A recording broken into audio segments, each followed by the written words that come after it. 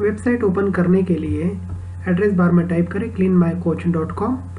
आपको सामने cleanmycoach.com website दिखाई दे रही है। आइए इस वेबसाइट का ओवरव्यू हम देखते हैं। यहाँ पर है होम बटन, उसके बाद service request, latest news. Latest news में हमें लेटेस्ट न्यूज़ दिखाई देती है। Gallery, photo gallery. इस फोटो गैलरी में हमें सारी फ़ोटो गैलरीज के फ़ोटो दिए गए हैं। उसके बाद सब्सक्राइबर्स, जो हमारे यूज़र्स है उनके लिए सब्सक्राइब बटन है। यूज़र यहाँ पर अपना नाम, date of birth, email, mobile number डालकर सेव कर सकते हैं। उसके बाद कॉन्टैक्ट में हमें सारे ट्रेन्स के लिए कॉन्टैक्ट नंबर्स यहाँ पर दिखाई दे रहे हैं। जैसे ट्रेन की लिस्ट है, ट्रेन का नाम है और सारे कॉन्टैक्ट नंबर्स। साथ साथ यहाँ पर मेनू दिखाई दे रहा है। मेनू के नीचे है पैसेंजर के द्वारा दिए जाने वाला फीडबैक। यहाँ पर पैसेंजर फीडबैक बटन के ऊपर क्लिक करता है, साथ साथ उसका सर्विस रिक्वेस्ट नंबर डालता है, उसका मोबाइल नंबर डालता है, ईमेल डालता है और उसका फीडबैक यहाँ पर डालकर सेव कर देता है। यदि किसी पैसेंजर ने सर्विस रिक्वेस्ट दी है तो वही सर्विस रिक्वेस्ट और उसका मोबाइल नंबर, ये दोनों चेक होकर ही फीडबैक लिया जा सकता है। यदि गलत नंबर डालता है तो फीडबैक नहीं लिया जा सकता। यहाँ पर हमें नोटिस बोर्ड दिखाई दे रहा है। नोटिस बोर्ड में विभिन्न नोटिस हमें यहाँ पर दिखाई देती है। कंट्रोल पैनल एडमिनिस्ट्रेटर के लिए होता है। यहाँ पर एडमिन आईडी और पासवर्ड डालने के बाद वह लॉगिन करता है। लॉगिन करने के बाद उसको पूरा कंट्रोल पैनल उसके लिए खुला होता है, जो कि पैसेंजर के लिए नहीं है, यह केवल एडमिनिस्ट्रेटर के लिए है। यहाँ पर हम service request, deploy stop, edit train, latest news, add notice, subscribers, report console, change password, help, log out, इतनी चीज़ें हम यहाँ पर देख सकते हैं। साथ साथ OBHS के बारे में संक्षिप्त जानकारी यहाँ पर दी गई है। लॉग आउट करने के लिए यहाँ पर लॉग आउट बटन पर हम क्लिक करते हैं। पैसेंजर जब भी इस वेबसाइट को ओपन करेगा वहाँ पर अपना PNR नंबर, अपना नाम और मोबाइल नंबर, साथ साथ वेरिफिकेशन कोड डालकर रिक्वेस्ट को सेंड करेगा। रिक्वेस्ट सेंड करने के बाद PNR नंबर के द्वारा सबसे पहले यह चीज़ चेक की जाएगी कि वह ट्रेन का समय रात को 10 बजे से सुबह 6 बजे तक तो नहीं है।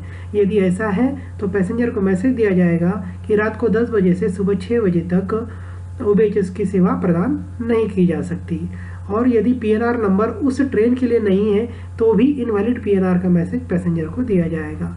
और यदि उसी गाड़ी का PNR है और पैसेंजर उसी गाड़ी में सफ़र कर रहा है तो उस समय पर उसकी रिक्वेस्ट लॉक की जाएगी और साथ साथ उसके मोबाइल पर मैसेज भी दिया जाएगा।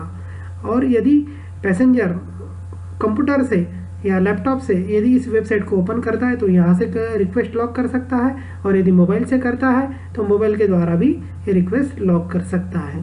साथ साथ SMS 5888 इस नंबर पर क्लीन स्पेस और उसका PNR नंबर भेजने के बाद भी पैसेंजर अपनी सर्विस रिक्वेस्ट लॉक कर सकता है। ये वेबसाइट की संक्षिप्त ओवरव्यू था। धन्यवाद।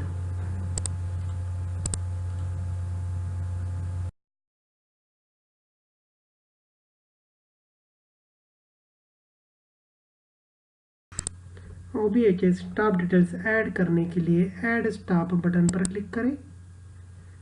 यहाँ से हम हाउसकीपिंग स्टाफ के डिटेल्स ऐड कर सकते हैं। स्टाफ का नाम टाइप करें, जैसे सुनील कुमार। स्टाफ का मोबाइल नंबर टाइप करें, जैसे उसका डिपो सिलेक्ट करें, जैसे Bombay central depot. Request attending में वो स्टाफ जिस प्रकार का काम करने वाला है, जैसे क्लीनिंग स्टाफ है या AC मैकेनिक स्टाफ है या क्लीनर स्टाफ है, यहाँ से सिलेक्ट करें। उसका ईमेल टाइप करें, जैसे सुनील कुमार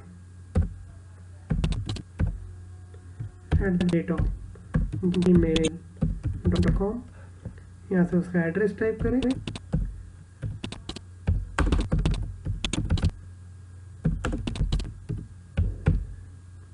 इसके बाद सेव बटन पर क्लिक करें।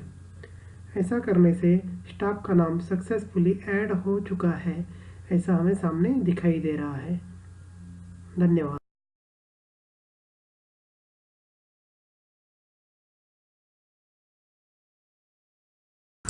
किसी भी स्टाफ के डिटेल्स में परिवर्तन करने के लिए एडिट स्टाफ बटन पर क्लिक करें। ऐसा करने से जितना स्टाफ के नाम रजिस्टर है उनके नाम हमें सामने दिखाई दे रहे हैं। मान लीजिए हमें अनिल नाम के स्टाफ के डिटेल्स में परिवर्तन करना है, इसीलिए हम एडिट डिलीट बटन पर क्लिक करते हैं। ऐसा करने से उसके सारे पर्टिकुलर दिखाई देने लगेंगे। मान लीजिए हमें इनका मोबाइल नंबर बदलना है, तो ये मोबाइल नंबर हम टाइप कर देते हैं इस तरह से और बाद में इसे सेव करते हैं। ऐसा करने से इस स्टाफ के डिटेल्स में परिवर्तन जो हुआ है वो सक्सेसफुली एडिटेड का मैसेज आएगा।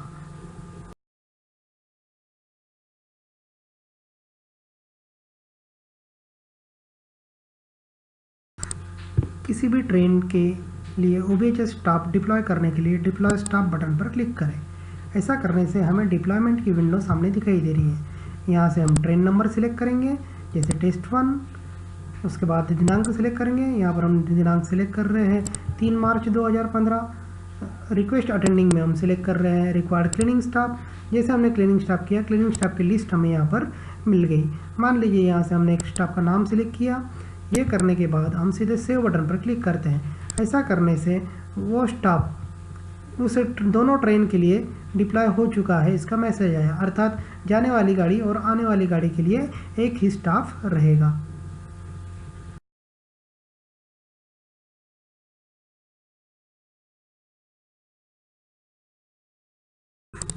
ट्रेन डिटेल्स में परिवर्तन करने के लिए एडिट ट्रेन बटन पर क्लिक करें। ऐसा करने से हमें सारी ट्रेनों की लिस्ट दिखाई दे रही है जिन्हें हमने OBHS के लिए रजिस्टर कर रखा है। मान लीजिए टेस्ट 2 नाम के ट्रेन के डिटेल्स में हमें परिवर्तन करना है। इसके लिए हम यहाँ पर एडिट बटन पर क्लिक करते हैं। यहाँ पर ट्रेन का नंबर दिखाई दे रहा है, ट्रेन का नाम हम यहाँ पर टाइप करते हैं।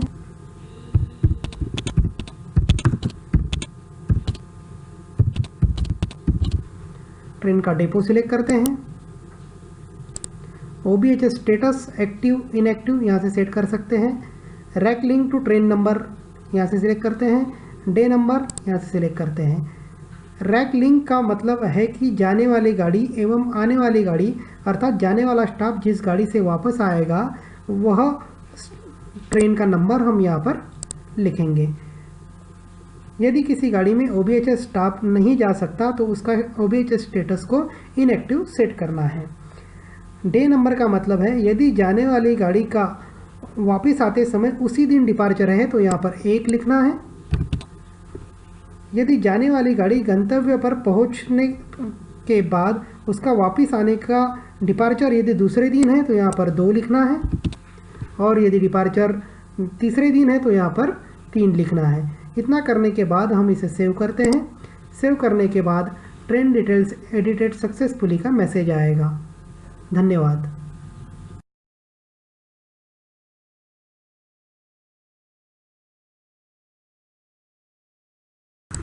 कंट्रोल पैनल पर सबसे पहला बटन होता है सर्विस रिक्वेस्ट। इस बटन पर क्लिक करने से पैसेंजर द्वारा दी गई रिक्वेस्ट का ब्यौरा हमें दिखाई देता है। मान लीजिए यह एक रिक्वेस्ट है, नंबर है उसका 215, किस ट्रेन नंबर से आई है टेस्ट 1, पैसेंजर का नाम, मोबाइल नंबर, पैसेंजर का station, coach number, seat number, और पैसेंजर द्वारा मांगी गई रिक्वेस्ट है कि हमें क्लीनिंग स्टाफ चाहिए। ऐसा करने पर क्लीनिंग स्टाफ पैसेंजर को अटेंड करेगा। यह होने के बाद हम इस रिक्वेस्ट को अपडेट करना चाहते हैं। अपडेट करने के लिए हम अपडेट बटन पर क्लिक करेंगे। ऐसा करने के बाद एक्शन टेकन में हम टाइप करेंगे ये कंप्लेंट अटेंड हो चुकी है। इसके बाद रिक्वेस्ट का स्टेटस सिलेक्ट करेंगे, इस रिक्वेस्ट को क्लोज किया जाए। इसके बाद सेव बटन पर क्लिक करते हैं। ऐसा करने से रिक्वेस्ट अपडेट हो चुकी है। ये रिक्वेस्ट को पुनः देखने के लिए हम रिक्वेस्ट आईडी से उसका आईडी सिलेक्ट करेंगे। आईडी सिलेक्ट करने का शो रिक्वेस्ट ऐसा बोलने पर कंप्लेंट का स्टेटस दिखाई दे रहा है हमें क्लोज।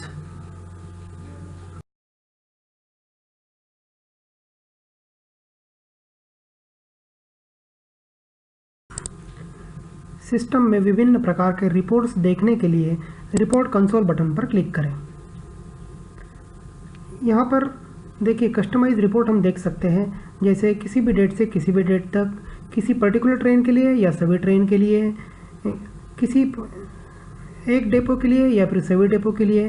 और यहाँ पर हमारे पास 3 प्रकार के रिपोर्ट्स उपलब्ध हैं। अभी हम एक एक करके देखते हैं। सबसे पहले हम यहाँ पर डेट सिलेक्ट करते हैं 1 फरवरी 2015। हमें देखना है 1 फरवरी 2015 से 1 मार्च 2015 तक सभी ट्रेनों के लिए, सभी डेपो के लिए कितनी सर्विस रिक्वेस्ट आई है। शो रिपोर्ट बटन पर क्लिक करने पर रिपोर्ट दिखाई देता है। यहाँ पर मान लीजिए 2 रिक्वेस्ट आईडी है, तो 2 रिक्वेस्ट आईडी का पूरा डिटेल्स हमें यहाँ पर दिखाई दे रहा है। अभी हम दूसरा रिपोर्ट देखते हैं। दूसरा रिपोर्ट है staff deployment report. Staff deployment report select करेंगे। स्टाफ डिप्लॉयमेंट रिपोर्ट दी गई तारीख और सभी डेपो के लिए, सभी ट्रेन के लिए यहाँ पर हमें दिखाई दे रहा है। शो रिपोर्ट करते हैं तो जो जो स्टाफ हमने डिप्लॉय किया था जिस जिस ट्रेन के लिए, उसका रिपोर्ट हमें यहाँ पर दिखाई दे रहा है। साथ साथ तीसरा एक रिपोर्ट होता है पैसेंजर फीडबैक रिपोर्ट। पैसेंजर द्वारा दी गई फीडबैक की रिपोर्ट हमें यहाँ पर दिखाई देगी। शो करते हैं तो यहाँ पर हमें कोई भी पैसेंजर फीडबैक अभी दिखाई नहीं दे रहा है, क्योंकि किसी पैसेंजर ने फीडबैक अभी तक नहीं दिया है। जैसे ही दे दिया जाएगा फीडबैक, वैसे ही हमें यहाँ इस रिपोर्ट में ये दिखाई देगा। तो इतने प्रकार के रिपोर्ट हमारे पास रिपोर्ट कंसोल में उपलब्ध है। धन्यवाद।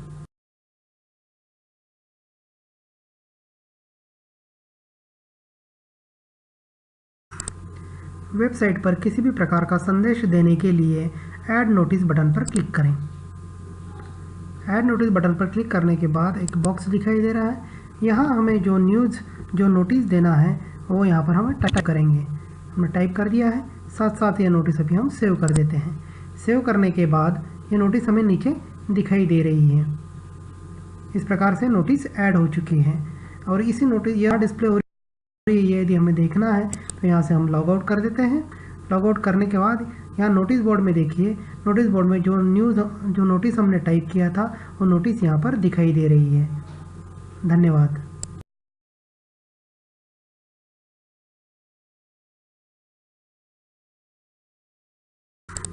वेबसाइट पर लेटेस्ट न्यूज़ ऐड करने के लिए लेटेस्ट न्यूज़ बटन पर क्लिक करें। जिस प्रकार का पोस्ट हम करना चाहते हैं उस पोस्ट का प्रकार सिलेक्ट करें। जैसे प्रोग्राम्स, पोस्ट का सब्जेक्ट यहाँ पर टाइप करें, जैसे इनॉग्रेशन। यहाँ पर मैसेज टाइप करें। मान लीजिए हमने मैसेज टाइप कर दिया है। यहाँ पर उसका वेरिफिकेशन कोड लिखें। इसके बाद मैसेज को पोस्ट कर दें। पोस्ट मैसेज बटन दबाते ही लेटेस्ट पोस्ट अपलोडिंग का मैसेज आ रहा है। अब ये न्यूज़ कहाँ हमें दिखाई दे रही है तो देखते हैं हम। ऊपर लेटेस्ट न्यूज़ नाम का बटन है। देखिए अभी हमने रिसेंटली डाला हुआ पोस्ट, जैसे इनॉग्रेशन और जो हमने टाइप किया था यहाँ पर वो पोस्टेड 1/3/2015 14:48 पर। इस प्रकार से पोस्ट यहाँ पर दिखाई दे रहा है। धन्यवाद।